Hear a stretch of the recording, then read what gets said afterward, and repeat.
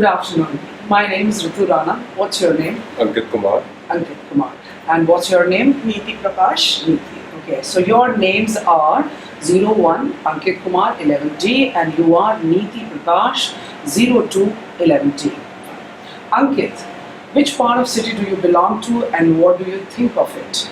I belong to the Dwarka sub-city, and it's a very spacious place. It has developed, it has witnessed a huge development in the past 5 years, and of course you develop a liking for a place you live in.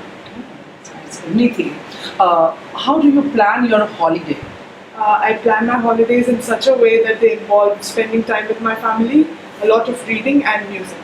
That's nice. Now Ankit, you are going to tell us about your topic, and when you have finished, Neeti will ask you a question and then I will ask you some more questions. Would you like to begin, please? Yes, I would like to speak about my interest in theatre. So I was in my early teenage when I basically developed great interest in theatre and public speaking, and I was profoundly inspired by the eloquence and fluency of the speakers who used to deliver their message in the morning assembly. So I was a very introvert person in the beginning, but it was only in class 7th that my class teacher literally compelled me to participate in a English week skit. So yes, I was appreciated for it, and after that definitely there was no looking back, and all I can say is theatre has led to the metamorphosis of a shy and timid person into a confident, outspoken and dynamic one. Thank you, Ankit. Neeti, can you ask Ankit a question, please? Sure. What, according to you, is the most effective way of nipping stage fright at the bud? Well, Neeti, what I think is that children should recognize the fact that in every sphere of life they have to do public speaking. So even if the children are not mature enough to recognize this fact, the teachers should step in and they should encourage the children to participate in almost every competition, skit, drama, so that they can remove it at the earliest. Okay. Ankit, why is theatre a better option than any other medium of expression?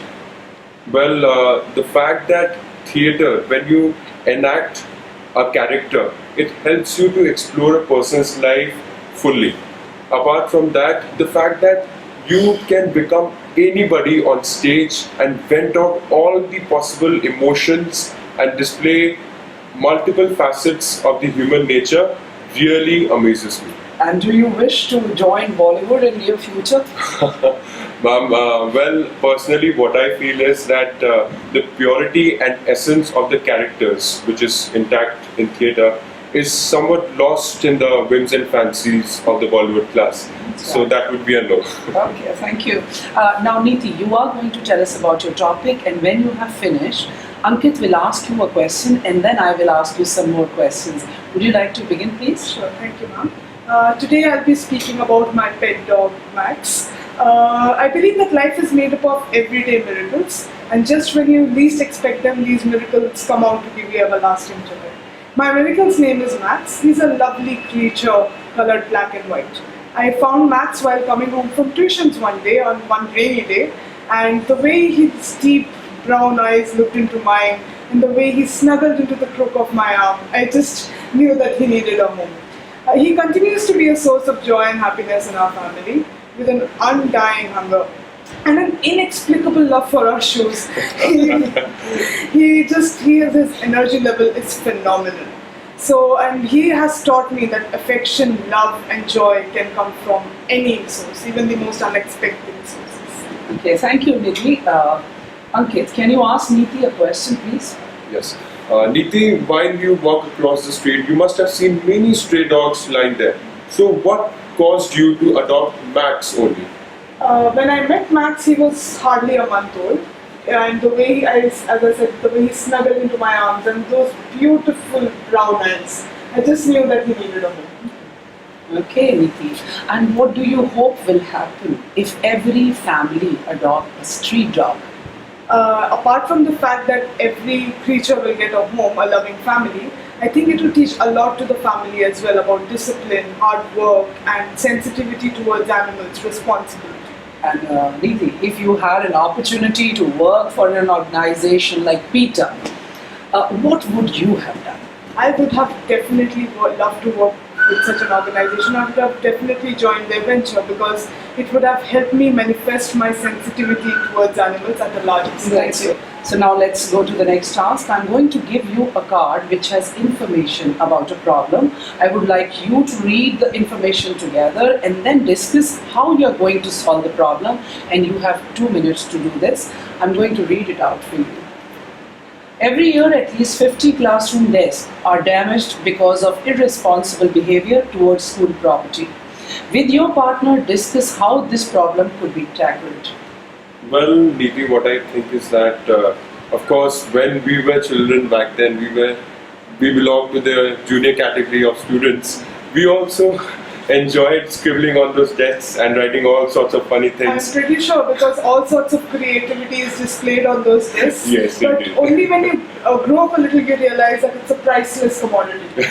Don't you think so? Yes, but what I think is that children also need to realize the fact that every year funds are wasted on painting those desks, on repairing those desks. So don't you think it's a bad habit? Absolutely, I agree. I think the children should realize what they are responsible for, and they should be paid. They should pay for it accordingly.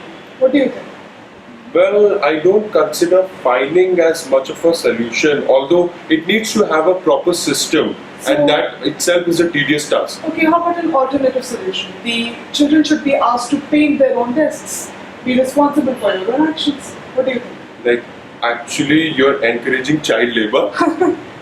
I do not believe that's child labor because they are not being asked to work in dingy cells or slog their daylight hours.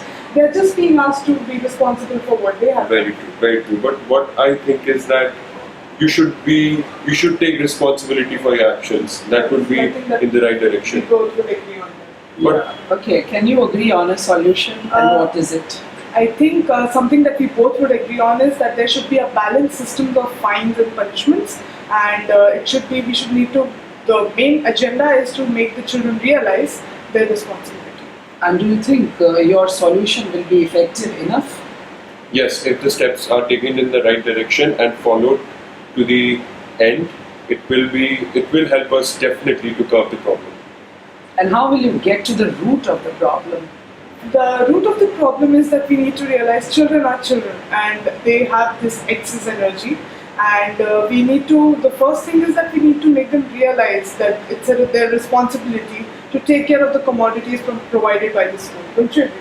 I agree definitely. The best way to stop this problem is that we can channelize the energy into a different direction so that they don't look for the funny elements in those desks. Absolutely. Instead, they use their energy somewhere else. Absolutely. And what other things do you think you should consider when trying to solve the problem?